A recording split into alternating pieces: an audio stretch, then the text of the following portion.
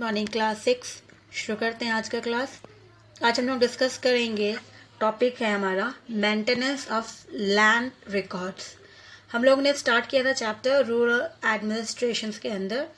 सबसे पहले हम लोगों ने डिस्कस किया था कि एक स्टोरी थी जहाँ पे संजय एंड घनश्याम के बीच में प्रॉब्लम्स हुई थी प्रॉपर्टीज लैंड को लेके।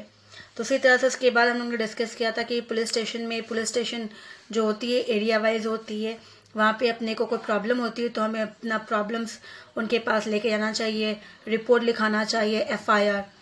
तो अब हम लोग आज जो है डिस्कस करेंगे उसी से रिलेटेड आगे बढ़ते हैं संजय एंड घनश्याम के प्रॉब्लम्स को सॉल्व करने के लिए कि वहाँ पे जो उसकी प्रॉब्लम्स थे प्रॉपर्टीज़ वाला, वो अपनी प्रॉब्लम्स के सॉल्यूशंस कहाँ करेंगे। पुलिस स्टेशन में जाएंगे, रिपोर्ट लिखाएंगे, उसके बाद जो लैंड है वो कौन देखेगा, किस तरह से उसके पास आना चाहिए। तो ये मेंटेनेंस वाला जो रिकॉर्ड है वो कौन करता है। Now, police investigate a case and resolve disputes on the basis of certain records and proofs. तो पुलिस क्या करती है, सबसे पहले इन्वेस्टिगेट करती है केस को, उसको सॉल्व करने के लिए उस चीज़ों पे डिस्कस करना, सब कुछ रिकॉर्ड्स। अब यहाँ पे प्रूव है कि प्रॉपर्टी लैंड जो है वो आपकी है या किसी और की है, तो लैंड रिकॉर्ड्स की लैंड प्रूफ चाहिए होती है। तो the case of Sanjay could only be resolve if he provided the police with the proof of his ownership of the land acquired by Ghanshyam. तो अब यहाँ पे केस में जो है प्रॉब्लम सॉल्व हो सकती है अगर संजय जो है अपनी प्रूफ दिखा सके कि जो उनके पास जो ज़मीन है वो ओनरशिप उनके नाम पे है और घनश्याम ने उनसे ले लिया है। तो इसी तरह से पुलिस को बहुत ज़्यादा हेल्प मिल सकती है इससे। तो इसके लिए वो पुलिस जो है इस प्रॉब्लम्स को ईजिली सॉल्व कर सकती है, तो रिजॉल्व हो सकती है ना।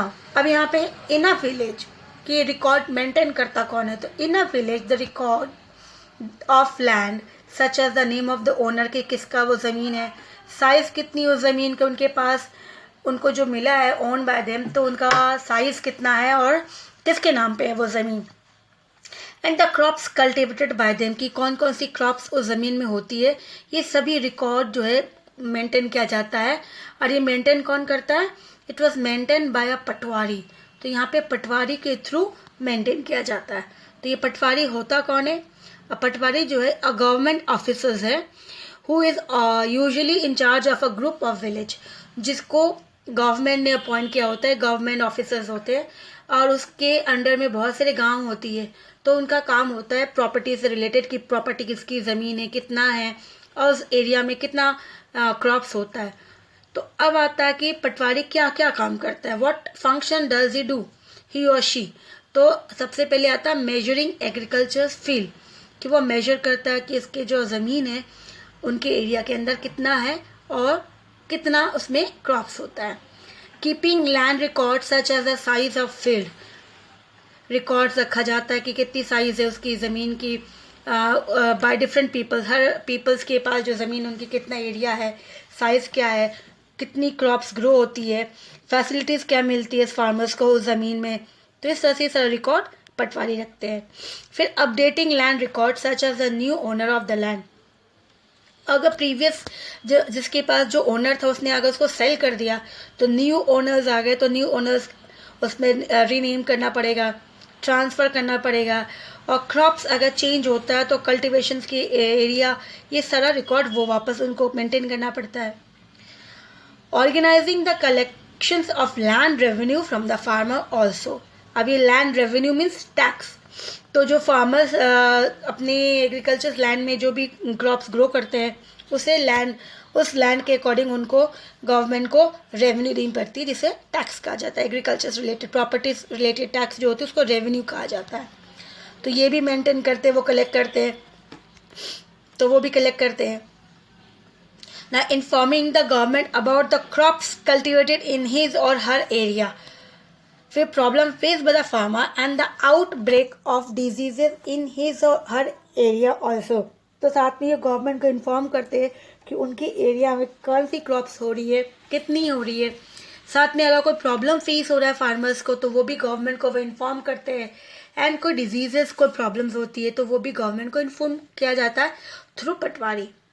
Protecting the map and records of land under his or her control, दूसरा आता है कि वो भी जो भी मैप है, रिकॉर्ड्स है पटवारी के पास उस एरिया का, उसको मेंटेन करके रखना है ये भी उसकी रिस्पॉन्सिबिलिटी होती है ना। अब जो है पुलिस को अगर संजय की जो ज़मीन है वो अगर उन्होंने मेंटेनेंस रखा होगा, रिकॉर्ड रखा होगा पटवारी ने, तो इजीली पुलिस जो है इजीली सॉल्व कर सकती है केस को। So the police help Sanjay, तो पुलिस ने संजय को हेल्प किया by gain back his land, तो संजय को वापस ज़मीन मिली फ्रॉम घनश्याम। ये कैसे हुआ? जब उन्होंने चेक किया, चेकिंग दैट लैंड रिकॉर्ड, जब उन्होंने लैंड रिकॉर्ड का चेक किया और जिसमें पटवारी ने उनको प्रेजेंट किया था कि ये क्या किसकी ज़मीन है, तो उसमें समझ में आया कि वह ज़मीन संजय की है और घनश्याम ने उनसे ज़बरदस्ती ले ली है, तो by the Patwari of Bhagwatpur village. तो इसी तरह से संजय की प्रॉब्लम सॉल्व हो जाती है जब वो पुलिस स्टेशन जाके अपनी प्रॉब्लम्स को वहाँ पे रिपोर्ट लिखाते हैं। और फिर पुलिस ने इन्वेस्टिगेट किया, पूरी प्रॉब्लम्स की सॉल्यूशंस को ढूंढने के लिए उन्होंने फिर पटवारी के पास गए, ज़मीन की पूरी डिटेल्स देखी और अल्टीमेटली संजय जो था उसका ज़मीन उसको वापस मिल जाता है। तो इसी तरह से संजय का प्रॉब्लम सॉल्व हो गया। वैसे बहुत सारे लोगों की प्रॉब्लम्स होती है, तो उस प्रॉब्लम का सॉल्यूशंस होता है जब हम उसको स्टार्ट करते हैं, उसको सॉल्व करने की कोशिश करते हैं और पर्टिकुलर राइट डायरेक्शन में जाते हैं कि हमारा प्रॉब्लम कहाँ सॉल्व होगा। नेक्स्ट आता है हमारा टॉपिक रूरल एडमिनिस्ट्रेशंस। ना giving the importance of land in a village, in some cases people misuse their power and money to manipulate the record maintained by the Patwari also। तो ये बहुत चीज़ें देखी गई है, ये बहुत ही इम्पोर्टेंट चीज़ है कि जो भी विलेजेस होती है पटवारी के अंदर होती है, तो कुछ केसेस में कि लोग जो है पावर का मिसयूज़ करते हैं, जब वो पता है उनको कि गवर्नमेंट जॉब में है, पावर उनके पास है, तो पैसे के कारण पैसे से लोग जो है अपने रिकॉर्ड्स को चेंज करना चाहते हैं। और ये कौन कर सकता है? क्योंकि रिकॉर्ड किसके पास है? पटवारी के पास है। तो ऐसी चीज़ें ना हो इसके लिए गवर्नमेंट ने पटवारी के ऊपर सुपरवाइज करने के लिए तो सीनियर ऑफिसर्स को अपॉइंट किया गया। 10 senior officers of the revenue department जो होते हैं नोन एज तहसीलदार, ये सुपरवाइज करते हैं। तो रेवेन्यू डिपार्टमेंट का जो ऑफिसर होता है सीनियर ऑफिसर, उसे तहसीलदार कहा जाता है। ये सुपरवाइज किसे करता है? ये सुपरवाइज करता है पटवारी को कि पटवारी जो है सही से काम कर रहा है कि नहीं कर रहा है। इसीलिए तो पटवारी की अगर कोई भी गड़बड़ होती है तो कौन पकड़ लेगा? तहसीलदार। तो इसी तरह से तहसीलदार का क्या काम होता है? तहसीलदार का काम होता है ensuring the proper maintenance of record, कि प्रॉपर मेंटेनेंस रिकॉर्ड जो है सही से उसमें कोई मिसयूज ना करे कोई। दूसरा assessing and collecting land revenue, कि जो किसके पास ज़मीन है, किसके लैंड रेवेन्यू जो मिल रही है, टैक्स जो मिली है उसको सही से गवर्नमेंट तक पहुंचाने का, कलेक्ट करने का। फिर third providing various certificates, farmers को सर्टिफिकेट्स मिलता है जैसे लैंड रिकॉर्ड्स का, caste certificates, hearing land disputes, ये सारे सर्टिफिकेट्स जो है तहसीलदार ऑफिस में से मिलते हैं उनको। फिर the work of tehsildar is to supervise. अब आता कि तहसीलदार अगर कुछ गड़बड़ करे तो तहसीलदार का भी वर्क जो है वो सुपरवाइज करता है। कौन करता है? District collector. तो डिस्ट्रिक्ट कलेक्टर उसके ऊपर होता है, तो डिस्ट्रिक्ट कलेक्टर जो है सुपरवाइज करता है तहसीलदार को। So district collector work as a head of a district. तो डिस्ट्रिक्ट कलेक्टर कौन हो गया? वो डिस्ट्रिक्ट का हेड हो गया। तो डिस्ट्रिक्ट के अंदर जितने सारे आ गए, पटवारी आ गए, तहसीलदार आ गए, वो सारे उनके अंडर में आ गए। अब वो सभी को सुपरवाइज करेंगे। अब एक वैल्यू कॉर्नर्स में चलते हैं। The police ensures the welfare of the people, list the service provided by the police to make our life safe and comfortable. तो पुलिस को रखा गया कि हमारी प्रॉब्लम्स को सॉल्व करे और उसको सर्विस प्रोवाइड करना है ताकि हमारी प्रॉब्लम जो है ईजिली सॉल्व हो जाए और ईजिली हम लोग जो है आराम से सेफली एंड कंफर्टेबली अपने एरिया में रहे। तो इस तरह से सर्विसेज क्या क्या प्रोवाइड करते हैं वो अपने को लिस्ट में करना है। ठीक है, तो ये बस इतना रखना कि वो बहुत सारे काम करते हैं।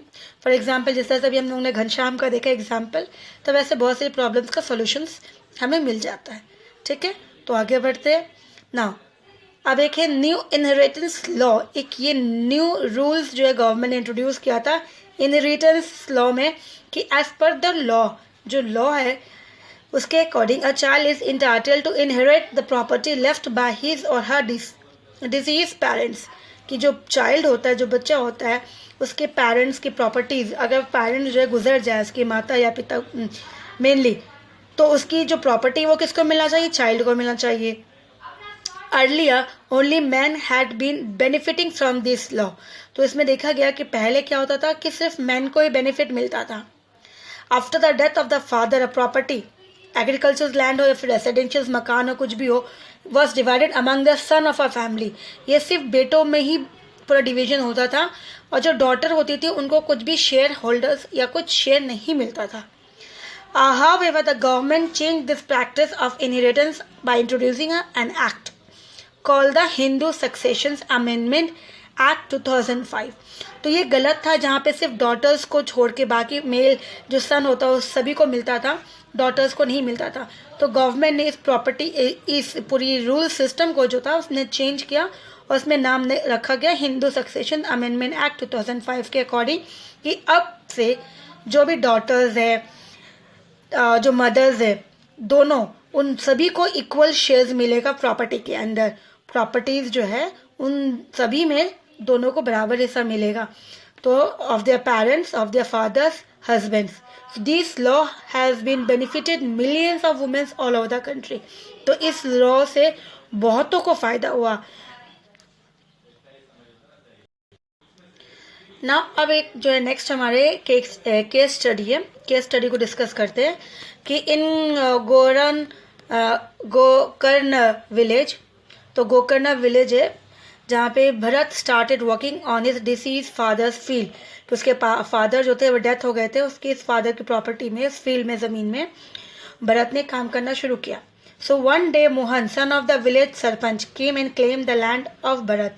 तो एक दिन क्या हुआ कि मोहन जो था वो कौन था, वो सरपंच का बेटा था। वो आया, उसने कहा कि ये ज़मीन उसकी है और ये भरत वहाँ से चला जाए।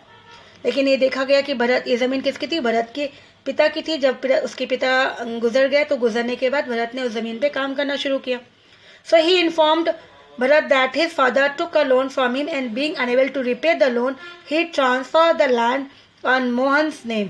तो उसने क्या बताया भरत को कि भरत, आपके जो पिता थे उन्होंने उनसे लोन लिया था, अब उन्होंने लोन रिपे नहीं कर पाया, लोन उन्होंने वापस नहीं किया, तो जिसके कारण उन्होंने क्या किया, ये जो ज़मीन थी वो मोहन के नाम पे कर दिया। However Bharat refuse to believe, लेकिन भरत जो था उसने ये चीज़ें नहीं मानी, उसने कहा ये सही नहीं है, गलत है। As his father had never informed him about any such incidents, क्योंकि कभी भी भरत के पिता ने कभी भी उसको इस चीज़ों के बारे में नहीं बताया, तो भरत को ये लगा कि ये गलत है, सही नहीं है। So when Bharat objected to the claim, Mohan threaten him to serious consequence. तो जब भरत ने कहा कि नहीं वो ज़मीन नहीं छोड़ेगा, कि ज़मीन उसी का है, तो मोहन ने क्या किया, उसको धमकी दिया कि इसका रिजल्ट अच्छा नहीं होगा। कंसिक्वेंस का मतलब होता है रिजल्ट, ठीक है। तो उसने कहा कि इसका रिजल्ट जो है वो अच्छा नहीं होगा अगर उसने ज़मीन नहीं छोड़ी। तो next day Bharat went to the police station. तो भरत क्या हुआ, नेक्स्ट डे जो है वो पुलिस स्टेशन गया और उसने FIR लॉन्च करवाई मोहन के नाम पे। फिर the police investigate the case, police ने उस केस पे पूरा छानबीन किया, इन्वेस्टिगेट किया। So with the help of patwari, क्योंकि पटवारी के पास ही रिकॉर्ड मिलेगा, so with the help of patwari उन्होंने the real owner of the land was verified. तो उसके विद हेल्प से, पटवारी के हेल्प से, पुलिस जो इन्वेस्टिगेट कर रहे थे ऑफिसर्स, उन्होंने अल्टीमेटली रियल ओनर जो था ज़मीन का वो पता कर लिया, वेरीफाई किया। And Mohan was punished bye the police, और जिसके बाद पता चला कि वो जो है भरत, ज़मीन भरत की है, मोहन के नहीं है, और मोहन को फिर बाद में पनिश करना, पुलिस ने उसे पनिश किया। तो इस तरह से लोग बहुत सारा चीटिंग करना चाहते हैं, एक दूसरे को चीट करना चाहते हैं अगर उनको कोई रूल्स नहीं पता हो। तो इसीलिए अगर भरत नहीं जाता पुलिस स्टेशन और वो डर के मैंने चुपचाप बैठ जाता, तो मोहन उसकी ज़मीन ईजिली वो हड़प लेता। तो इसके लिए जब कोई प्रॉब्लम्स हो तो हमें उसकी सॉल्यूशंस, डरना नहीं चाहिए, हमें उससे लड़ना चाहिए हिम्मत करके, और सही जहाँ पे जिस तरह से मोहन गए थे पुलिस स्टेशन, भरत गया था पुलिस स्टेशन, उसे कोई भी हो हमें वहाँ जाना चाहिए, अपने प्रॉब्लम्स का सॉल्यूशन हमें वहाँ पे मिल सकता है। Now answer the questions given below. अभी हमने जो रीडिंग किया उसके बेस पे ये कि what was the causes of the conflict between Bharat and Mohan. Bharat और मोहन के बीच का जो झगड़ा था वो क्या था। भरत जो था वो ज़मीन उसके पिता का था, उसके पिता के मरने के बाद, डिजीज उसके पापा के बाद, Bharat he started doing farming on his land. लेकिन मोहन क्या हुआ, Mohan was the son of the sarpanch, वो आने के बाद क्या इन्फॉर्म किया दैट हिज फादर, भरत के पापा जो थे, फादर हैज टेकन लोन, उनसे लोन लिया but he was unable to repay the loan. तो भरत के पापा वो रिपे नहीं कर पाए लोन, तो for that he transfer the land in the name of Mohan. तो उसने मोहन के नाम पे ज़मीन ट्रांसफ़र कर दी। तो जिसके बीच में ये कारण था जिसके कारण इनके बीच में कन्फ्लिक्ट हुआ था। The what step did Bharat take to resolve his problem.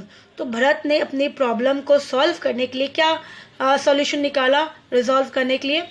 Bharat ने सबसे पहले उसने तो उसकी बात को विश्वास नहीं किया, उसने कहा कि नहीं ये चीज़ें गलत है, उसने ऑब्जेक्ट किया कि नहीं दिस इज़ नॉट करेक्ट, उसने क्लेम किया कि गलत है। And then he went to the police station, उसके बाद वो गया पुलिस स्टेशन में। There he complain about Mohan, तो उन्होंने मोहन के नाम पे कंप्लेन किया, एफ आई लिखाया कि मोहन जो है उनको थ्रेटनिंग कर रहा है, डरा रहा है और उसकी ज़मीन उनसे छीनने की कोशिश कर रहा है। तो ये इसका प्रॉब्लम सॉल्व होता है जब वो पुलिस स्टेशन जाता है। फिर नेक्स्ट है how did the Patwari help the police in investigating the case reported by Bharat. तो पटवारी ने कैसे हेल्प किया, बिकॉज ईच एंड एवरी जो एरिया था पटवारी के अंदर, उस गांव के अंदर, तो सभी ज़मीन का रिकॉर्ड किसके पास मिलेगा, पटवारी के अंदर मिलेगा। So patwari just he has to what he has to do, he has to find out the records with the name of Bharat, कि पापा के जो नेम है उसके नेम के अकॉर्डिंग और उस ईयर के अकॉर्डिंग जो है वो ज़मीन की प्रॉपर्टीज़ पेपर्स उसको रिकॉर्ड बुक में चेक करेंगे। तो ईजिली रिकॉर्ड बुक में क्या मिलेगा, भरत के पापा का नाम ही मिलेगा। So in this way patwari help the police to find out the real land owners, कि उसका जो लैंड ओनर है वो कौन है। तो इसी तरह से उसकी प्रॉब्लम्स सॉल्व हो गई। तो इसी तरह से भरत की प्रॉब्लम सॉल्व हो गई। वैसे ही हमने देखा कि संजय की भी प्रॉब्लम सॉल्व हो गई, जहाँ पे घनश्याम जो था उसको थ्रेटनिंग दे रहा था, उसने भी कहा था कि उसके जो है रिजल्ट अच्छा नहीं होगा अगर उसने ज़मीन उसको नहीं बेचा तो यहाँ पे लोग छोटे मोटे जो है मोस्टली जो फार्मर्स होते हैं उसको, जो बड़े फार्मर्स होते हैं, लैंड ओनर्स होते हैं या फिर कोई थोड़ा पावरफुल होता है कोई, तो वो डरा के धमका के उनकी जो है ज़मीन को हथियाने की कोशिश करते हैं। तो इसके लिए लोगों को अपनी प्रॉब्लम्स को अल्टीमेटली पुलिस स्टेशन लेके जाना चाहिए ताकि उसकी प्रॉब्लम का सोल्यूशन हो जाए। ठीक है, तो अभी हमारा जो है देखा गया कि चैप्टर्स कंप्लीट हो गया। बियॉन्ड बाउंडर्स में देखते हैं, it was believe that Egypt was one of the first country in the world to provide equal inheritance right to womens and that is correct, कि सबसे पहले देखा गया इजिप्ट वो बहुत पहला ऐसा देश है जहाँ पे उसने equal rights womens and man को बहुत पहले से दे रहे प्रॉपर्टीज़ के अंदर, यहाँ पे कोई भेदभाव नहीं है। तो हमारे यहाँ पे कब हुआ, 2005 में, जब गवर्नमेंट ने रूल्स को चेंज किया एंड वेयर आफ्टर दैट यहाँ पे after the death of husband और फादर्स के बाद जो प्रॉपर्टीज़ होगी mothers and daughters as well as the son, ये सभी के साथ इक्वल शेयर किया जाएगा। तो ये हमारे 2005 में जब ये चेंजेस किया रूल्स के अंदर उसके बाद से हुआ। तो हमारा जो चैप्टर है कंप्लीट हो गया। अब हम लोग नेक्स्ट डे जो है इसका क्वेश्चन आंसर्स करेंगे। ठीक है, थैंक यू।